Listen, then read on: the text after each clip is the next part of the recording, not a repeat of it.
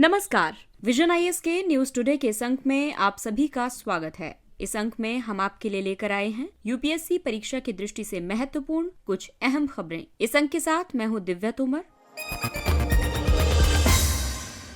आइए सबसे पहले बात करते हैं इस अंक की हेडलाइंस के बारे में। भारतीय दूरसंचार विनियामक प्राधिकरण ने दूरसंचार क्षेत्र में आर्टिफिशियल इंटेलिजेंस और बिग डेटा का लाभ उठाना शीर्षक से रिपोर्ट जारी की। इसरो ने गगनयान मिशन के लिए सर्विस मॉड्यूल प्रोपल्शन सिस्टम परीक्षण को सफलतापूर्वक पूरा कर लिया है। पशुधन क्षेत्र के लिए पहली क्रेडिट गारंटी योजना आरंभ की गई। संयुक्त संसदीय समिति ने विवादास्पद वन संरक्षण संशोधन विधेयक 2023 में सभी प्रस्तावित संशोधनों को मंजूरी दे दी। और कॉर्पोरेट कार्य मंत्रालयों ने क्षेत्रीय ग्रामीण बैंकों को सीसीआई की विलय संबंधी नियंत्रण व्यवस्था से छूट प्रदान की और ईएसजी योजना के तहत म्यूचुअल फंड की नई श्रेणियां बनाई गई। और आइए अब खबरों पर विस्तार से चर्चा करते हैं। भारतीय दूरसंचार विनियामक प्राधिकरण ट्राई ने दूरसंचार क्षेत्र में आर्टिफिशियल इंटेलिजेंस और बिग डेटा का लाभ उठाना शीर्षक से रिपोर्ट जारी की है। इस रिपोर्ट में ये कहा गया है कि दूरसंचार क्षेत्र में आर्टिफिशियल इंटेलिजेंस को अपनाने के कितने सारे अवसर हो सकते हैं। इसमें दक्षता, उत्पादकता और स्वचालन यानी ऑटोमेशन में सुधार लाने की क्षमता है। ये कार्यवाही योग्य अंतर्दृष्टि प्रदान करके नेटवर्क की गति और क्षमता को बढ़ा सकती है और लेटेंसी को कम कर सकती है। ये डिजाइनिंग, उपयोग, रखरखाव और नेटवर्क को सक्रिय रूप से सुरक्षित करने सहित नेटवर्क की जटिलताओं के प्रबंधन में इंटेलिजेंट ऑटोमेटेड प्रणाली प्रदान करती है। लेकिन इसमें कई बाधाएं भी हैं, जैसे कि भारत में डेटा संरक्षण कानून नहीं होने की वजह से नीतिगत और विनियामक संबंधी चुनौतियां मौजूद हैं। इसके अलावा एआई के क्षेत्र में विशेषज्ञता और ज्ञान तथा गुणवत्तापूर्ण डेटा तक पहुंच की कमी है और एआई विशिष्ट अवसंरचना की भी कमी है। डेटा तक पहुंच भी सीमित है, कंप्यूटिंग अवसंरचना पर्याप्त है और अनुसंधान एवं विकास के लिए सीमित प्रयास किए जाते हैं। अलग अलग एआई प्रणालियों और डेटा स्रोतों के बीच इंटरऑपरेबिलिटी और अनुरूपता का अभाव है। साथ ही सूचनाओं के सहज आदान प्रदान के लिए सभी उद्योगों के लिए समान मानकों की कमी है। इस रिपोर्ट में कुछ सिफारिशें भी की गई हैं, जैसे कि एआई और बिग डेटा का जिम्मेदारी पूर्ण और नैतिक तरीके से उपयोग सुनिश्चित करने के लिए वैश्विक सहयोग और वैश्विक विनियमों की जरूरत है। एक ऐसा विनियामक फ्रेमवर्क अपनाने की जरूरत है जो सभी क्षेत्रों में लागू हो सके। जिम्मेदार आर्टिफिशियल इंटेलिजेंस का विकास सुनिश्चित करने के लिए artificial intelligence and data authority of India के रूप में एक स्वतंत्र वैधानिक प्राधिकरण की स्थापना की जानी चाहिए। एक बहुहितधारक निकाय गठित किया जाना चाहिए जो प्रस्तावित वैधानिक प्राधिकरण के लिए एक सलाहकार निकाय के रूप में कार्य कर सके। आर्टिफिशियल इंटेलिजेंस मशीनों द्वारा ऐसे कार्य करने की क्षमता है जिन्हें संपन्न करने के लिए आमतौर पर मानव बुद्धि की जरूरत होती है, जैसे सीखना, समस्या समाधान और निर्णय लेना। जिम्मेदार आर्टिफिशियल इंटेलिजेंस के कई सिद्धांत हैं, जैसे कि समावेशी समृद्धि और सतत विकास तथा कल्याण, मानव केंद्रित मूल्य और निष्पक्षता, पारदर्शिता और व्याख्यापरक, मजबूती, सुरक्षा और संरक्षा तथा जवाबदेही। इसरो ने गगनयान मिशन के लिए सर्विस मॉड्यूल प्रोपल्शन सिस्टम परीक्षण को सफलतापूर्वक पूरा कर लिया है। गगनयान का ये सर्विस मॉड्यूल ऑर्बिटल मॉड्यूल की आवश्यकताओं को पूरा करेगा और ऑर्बिट इंजेक्शन के प्रदर्शन, circularisation, on orbit control, deboost manoeuvring जैसे कार्य संपन्न करेगा। गगनयान परियोजना का उद्देश्य मानवयुक्त अंतरिक्ष उड़ान क्षमता का प्रदर्शन करना है। इस मिशन के तहत 3 सदस्यों के चालक दल को 400 किलोमीटर की ऊंचाई पर स्थित कक्षा में भेजा जाएगा। इस मिशन की अवधि 3 दिन की है। इस मिशन के तहत सरकार ने 2 मानव रहित मिशन और 1 मानव युक्त मिशन को मंजूरी दी है। गगनयान मिशन को LVM यानी भूतुल्यकालिक उपग्रह प्रक्षेपण यान MK3 से प्रक्षेपित किया जाएगा। इस यान में ठोस चरण, तरल चरण और क्रायोजेनिक चरण वाले इंजन होंगे। गगनयान में शामिल महत्वपूर्ण प्रौद्योगिकियां हैं: चालक दल को सुरक्षित रूप से अंतरिक्ष में ले जाने के लिए ह्यूमन रेटेड प्रक्षेपण यान, अंतरिक्ष में चालक दल को पृथ्वी जैसा परिवेश उपलब्ध कराने के लिए जीवन रक्षा प्रणाली, क्रू इमरजेंसी एस्केप प्रोविजन जो कि चालक दल के सदस्यों को किसी आपात स्थिति से बचाने के लिए होगा। इसके अलावा चालक दल के प्रशिक्षण, वापसी और पुनर्वास के लिए evolving crew management. Gaganyaan mission का महत्व इसलिए भी है क्योंकि इससे अपना स्वयं का अंतरिक्ष स्टेशन स्थापित करने की भारत की महत्वाकांक्षा को बल मिलेगा। संयुक्त राज्य अमेरिका, चीन और रूस के बाद भारत ऐसा चौथा देश बन जाएगा जिसने अंतरिक्ष में मानव भेजे हैं। मिशन की सफलता भारत के अंतरिक्ष अनुसंधान कार्यक्रम को विकसित देशों की श्रेणी में ला देगी। इसमें क्रू एस्केप सिस्टम है, ऑर्बिटल मॉड्यूल है, क्रायोजेनिक स्टेज है, लिक्विड स्टेज है और सॉलिड प्रोपल्शन है। और आइए अब बात करते हैं भारत में पशुधन की। पशुधन क्षेत्र के लिए पहली क्रेडिट गारंटी योजना आरंभ की गई है। मत्स्य पालन, पशुपालन और डेयरी मंत्रालय के अंतर्गत पशुपालन और डेयरी विभाग क्रेडिट गारंटी योजना का कार्यान्वयन करेगा। इस योजना को पशुपालन अवसंरचना विकास कोष के तहत कार्यान्वित किया जाएगा। इस योजना का उद्देश्य ऋण वितरण प्रणाली को मजबूत करना है, साथ ही पशुधन क्षेत्र में कार्यरत MSMEs तथा ऋण के प्रवाह को सुविधाजनक बनाना है। पशुपालन और डेयरी विभाग ने 750 करोड़ रुपए का क्रेडिट गारंटी फंड ट्रस्ट स्थापित किया है। ये ट्रस्ट MSMEs को दिए जाने वाले ऋण का 25% तक क्रेडिट गारंटी कवरेज प्रदान करेगा। इस योजना का महत्व इसलिए भी है क्योंकि पशुधन क्षेत्र में जिन्हें आवश्यकता से कम ऋण मिले हों या बिल्कुल ऋण नहीं मिले हों, उन्हें वित्त की सुविधा उपलब्ध हो पाएगी। ऋणदाताओं से मुख्य रूप से पहली पीढ़ी के उद्यमियों और समाज के वंचित वर्ग को वित्तीय सहायता उपलब्ध हो पाएगी। AHIDF पशुपालन अवसंरचना विकास के लिए एक विशेष ऋण सुविधा है। यह आत्मनिर्भर भारत अभियान के तहत शुरू की गई एक केंद्रीय क्षेत्र की योजना है। इस योजना की विशेषताएं ये हैं कि 3% का ब्याज अनुदान दिया जाता है। किसी भी अनुसूचित बैंक और राष्ट्रीय सहकारी विकास निगम से कुल परियोजना लागत का 90% तक ऋण प्रदान किया जाता है। अब भारत में अगर हम पशुधन की स्थिति की बात करें तो ये देश के सकल घरेलू उत्पाद में 4.11% और कुल कृषि सकल घरेलू उत्पाद में 25.6% का योगदान देता है। पशुधन ग्रामीण परिवार को रोजगार प्रदान करता है और फसल के नुकसान होने की स्थिति में बीमा के रूप में कार्य करता है।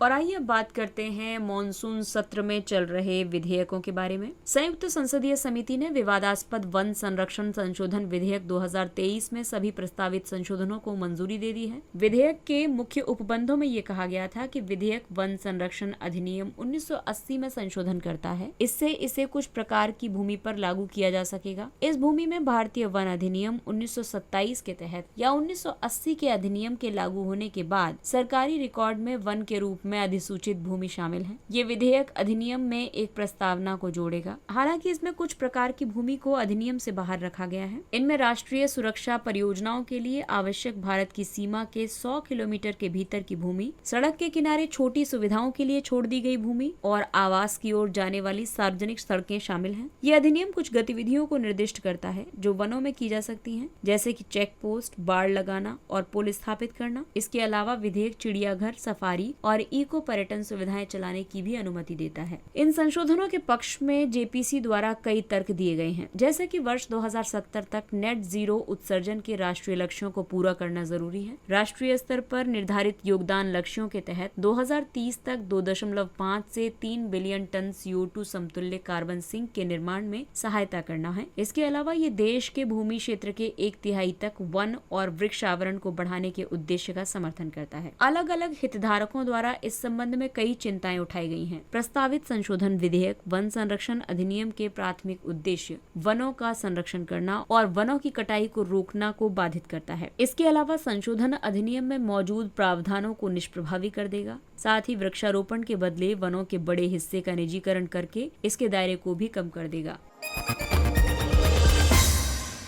कॉर्पोरेट कार्य मंत्रालय ने क्षेत्रीय ग्रामीण बैंकों को CCI की विलय संबंधी नियंत्रण व्यवस्था से छूट प्रदान की है। भारतीय प्रतिस्पर्धा आयोग यानी CCI की पूर्व जांच और अनुमोदन से छूट 5 साल के लिए उपलब्ध होगी। CCI को ये जांचने का अधिकार है कि क्या विलय और समेकन से प्रतिस्पर्धा में कमी होगी या फिर उपभोक्ता के हितों पर प्रभाव पड़ेगा। इस निर्णय को RRBs के समेकन के अगले दौर की प्रस्तावना के रूप में देखा जा रहा है। RRBs के समेकन की अगर हम बात करें तो इसकी शुरुआत 2005 में हुई थी। उस समय RRBs की संख्या 196 थी, जिसे देखते हुए चरणबद्ध तरीके से इनके समेकन की शुरुआत की गई थी। वर्तमान में 2021 के आंकड़ों के मुताबिक लगभग 43 RRBs कार्यरत हैं। इनका महत्व इसलिए है क्योंकि इससे बैंकिंग क्षेत्र को मजबूत किया जा सकेगा। इससे ऊपरी व्यय यानी कि ओवरहेड एक्सपेंसेस को कम करने में मदद मिलेगी। साथ ही इससे प्रौद्योगिकी के उपयोग को बढ़ावा मिलेगा और इससे RRBs के पूंजी आधार और परिचालन क्षेत्र को बढ़ाया जा सकेगा। RRBs की स्थापना 1975 में नरसिम्हम कार्य समूह की सिफारिश पर की गई थी। इसका उद्देश्य लघु और सीमांत किसानों, खेतीहर मजदूरों, कारीगरों और समाज के कमजोर वर्गों की वित्तीय समावेशन संबंधी आवश्यकताओं को पूरा करना है।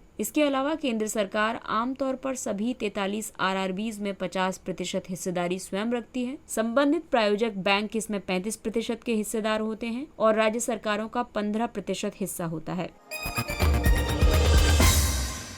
और आइए अब बात करते हैं ESG योजना की। ESG यानी पर्यावरण, सामाजिक और गवर्नेंस योजना के तहत म्यूचुअल फंड की नई श्रेणियां बनाई गई हैं। सेबी ने म्यूचुअल फंड को ESG योजना के तहत 5 नई श्रेणियां बनाने की अनुमति देने का फैसला किया है। ये श्रेणियां हैं अपवर्जन, एकीकरण, श्रेणी में सर्वश्रेष्ठ, सकारात्मक स्क्रीनिंग और निवेश प्रभाव तथा संधारणीय उद्देश्य। वर्तमान में म्यूचुअल फंड इक्विटी योजनाओं की विषयगत श्रेणी के तहत केवल एक ESG योजना लॉन्च कर सकते हैं। इसका उद्देश्य पारदर्शिता के लिए बेहतर प्रकटीकरण पर बल देने और ग्रीन वॉशिंग की रणनीति को हतोत्साहित करने के साथ साथ हरित वित्त पोषण की सुविधा प्रदान करना है। जैसा कि आप सभी जानते ही हैं कि उत्पादों या सेवाओं को ग्रीन यानी कि पर्यावरण के अनुकूल बताकर उनका व्यापार करना है, जबकि वास्तव में वे हरित गतिविधियों या फिर परियोजनाओं के रूप में परिभाषित होने के मानदंडों को पूरा नहीं करते हैं या फिर करती हैं। ESG योजना का उद्देश्य जलवायु परिवर्तन, प्रदूषण, मानवाधिकार, व्यावसायिक नैतिकता, कॉर्पोरेट गवर्नेंस आदि जैसे कई मुद्दों को शामिल करते हुए संधारणीय एवं जिम्मेदार व्यावसायिक कार्यप्रणालियों को बढ़ावा देना है। वर्ष 2012 में सेबी ने भारतीय स्टॉक एक्सचेंजों में सूचीबद्ध कंपनियों के लिए अपनी वार्षिक रिपोर्ट में ESG प्रदर्शन का खुलासा करने के लिए ESG प्रकटीकरण पर गाइडेंस नोट जारी किया था। भारत में ESG रिपोर्टिंग की अगर हम बात करें तो नेशनल वॉलंटरी गाइडलाइंस 2009 है। कॉर्पोरेट कार्य मंत्रालय ने कॉर्पोरेट सामाजिक उत्तरदायित्व पर नेशनल वॉलंटरी गाइडलाइंस जारी की थी। सेबी ने 1000 सूचीबद्ध कंपनियों के लिए business responsibility and sustainability report यानी BRSR दाखिल करना अनिवार्य बना दिया है। ये आदेश वित्तीय वर्ष 2022-23 से लागू हो गया है। अब इसमें ESG का मतलब है पर्यावरण यानी एनवायरमेंट, सामाजिक यानी सोशल और गवर्नेंस यानी कि एनवायरमेंट के तहत जलवायु परिवर्तन रणनीति, जैव विविधता, जल दक्षता, ऊर्जा दक्षता, कार्बन तीव्रता और पर्यावरणीय प्रबंधन प्रणाली पर रिपोर्ट तैयार करनी होगी। सामाजिक के तहत समान अवसर, संघ बनाने की स्वतंत्रता, स्वास्थ्य और सुरक्षा, मानवाधिकार, ग्राहक और उत्पाद उत्तरदायित्व तथा बाल श्रम पर काम करने की जरूरत होगी। वहीं गवर्नेंस के तहत व्यावसायिक नैतिकता, अनुपालन, बोर्ड की स्वतंत्रता, कार्यकारी प्रतिपूर्ति और शेयर धारक लोकतंत्र के बारे में रिपोर्ट देनी होगी। इन तीनों को मिलाकर के जो रिपोर्ट तैयार होगी उसे ही भारत में ESG रिपोर्टिंग के नाम से जाना जाएगा। और आइए अब बात करते हैं कुछ संक्षिप्त लेकिन महत्वपूर्ण खबरों के बारे में। नियम 176 और नियम 267। राज्यसभा में प्रक्रिया और कार्य संचालन नियमों के मुताबिक नियम 267 ये कहता है कि राज्यसभा सदस्य को सभापति की मंजूरी से सदन के पूर्व निर्धारित एजेंडे को निलंबित करने की विशेष शक्ति है। वहीं नियम 176 किसी विशेष मुद्दे पर अल्पकालिक चर्चा की अनुमति देता है जो 2.5 घंटे से ज्यादा नहीं होनी चाहिए।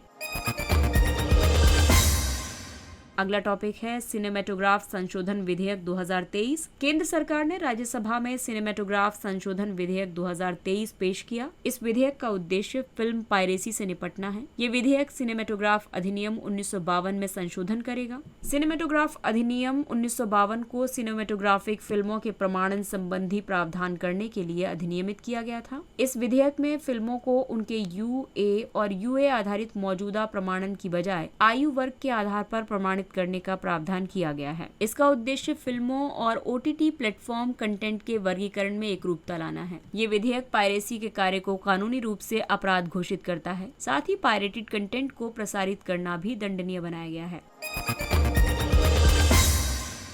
अगला टॉपिक है सौर प्रौद्योगिकी अनुसंधान संसाधन केंद्र पहल। भारत अंतर्राष्ट्रीय सौर गठबंधन की सौर स्टार C पहल को प्रशांत द्वीपीय देशों तक विस्तारित करने पर विचार कर रहा है। सौर प्रौद्योगिकी अनुप्रयोग संसाधन केंद्र पहल के बारे में अगर हम बात करें तो ये स्टार केंद्र स्थापित करने की परियोजना है। ये सौर ऊर्जा से संबंधित प्रौद्योगिकी, ज्ञान और विशेषज्ञता के केंद्र के रूप में कार्य करेगी। इस परियोजना का कार्यान्वयन अंतर्राष्ट्रीय सौर गठबंधन और संयुक्त राष्ट्र औद्योगिक विकास संगठन द्वारा फ्रांस सरकार की वित्तीय सहायता से किया जा रहा है। ये 4 प्राथमिक कार्य संपन्न करेगी: क्षमता निर्माण, परीक्षण, नवाचार और ज्ञान प्रबंधन।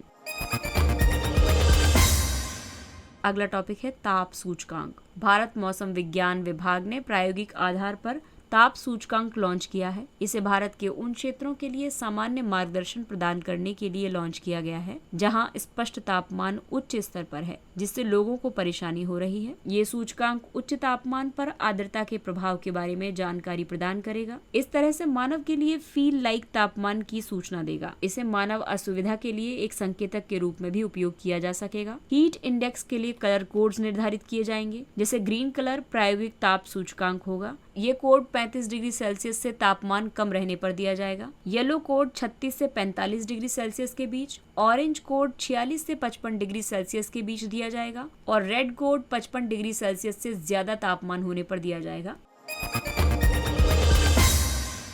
अगला टॉपिक है भारतीय जलवायु ऊर्जा डैशबोर्ड 3.0। नीति आयोग ने ICED 3.0 जारी किया है। ICED सरकार द्वारा प्रकाशित स्रोतों के आधार पर ऊर्जा क्षेत्रक, जलवायु और संबंधित आर्थिक डेटा सेट पर वास्तविक समय आधारित डेटा के लिए वन स्टॉप प्लेटफॉर्म है। इसे एक उपयोगकर्ता अनुकूल प्लेटफॉर्म के रूप में विकसित किया गया है। ये उपयोगकर्ताओं को एक विश्लेषणात्मक इंजन का उपयोग करने की सुविधा देता है, साथ ही डेटा सेट तक स्वतंत्र रूप से पहुंचने और उसका विश्लेषण करने में सक्षम बनाता है। ये प्रमुख चुनौतियों की पहचान करते हुए ऊर्जा और जलवायु क्षेत्रों के बारे में अंतर्दृष्टि प्रदान करेगा और समझ बढ़ाएगा। ये भारत की स्वच्छ ऊर्जा स्रोतों को अपनाने की दिशा में हो रही प्रगति की निगरानी में बहुत उपयोगी सिद्ध होगा।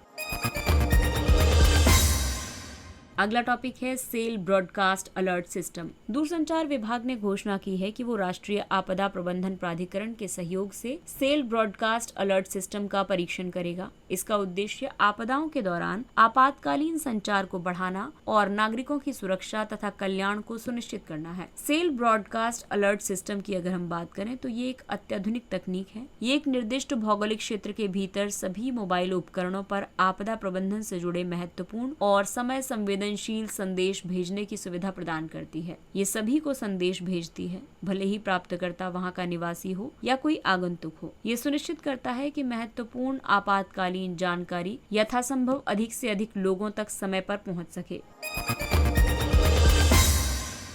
वैश्विक खाद्य विनियामक शिखर सम्मेलन 2023 के दौरान कुछ पहलें शुरू की गई। ये शिखर सम्मेलन खाद्य विनियामकों का एक वैश्विक मंच बनाने के लिए फसाई का प्रयास है। इसका उद्देश्य खाद्य सुरक्षा से संबंधित प्रणालियों और विनियामक ढांचे को मजबूत करने वाले दृष्टिकोणों का आदान प्रदान करना है। इसके तहत शुरू की गई पहलों के तहत फूडोकोपिया जारी किया गया। ये खाद्य श्रेणीवार मोनोग्राफ का एक संग्रह है, साथ ही एक विशिष्ट उत्पाद श्रेणी के लिए सभी लागू मानकों के लिए एकल संदर्भ बिंदु भी है। साझा विनियामक मंच संग्रह लॉन्च किया गया। ये दुनिया भर के 76 देशों के खाद्य विनियामक प्राधिकरणों, उनके कार्यों, खाद्य परीक्षण सुविधाओं आदि का एक डेटाबेस है।